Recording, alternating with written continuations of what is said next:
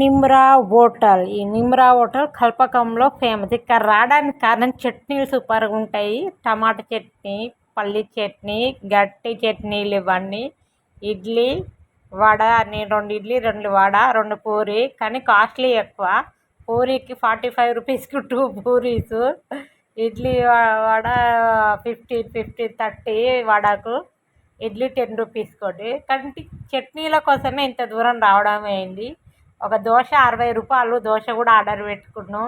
ఈ చట్నీలను వెతుక్కుంటూ రావడానికి కారణం ఏంటంటే గృహప్రవేశానికి వెళ్ళినాం. వాళ్ళు ఆర్డర్ పెట్టింది అన్నట్టు. అక్కడ చట్నీలు బాగున్నాయి. ఈ వడలు ఇడ్లీ దోశ బాగుందని వాళ్ళని అడిగి మరీ నిమ్రా హోటల్ ఎక్కడని వెతుక్కుంటూ వచ్చి మరీ తింటున్నాం. Super taste. చట్నీల కోసమే ప్రత్యేకంగా వెళ్ళినాం. ఇక్కడ లంచ్ డిన్నర్ కూడా ఉంటుందంట.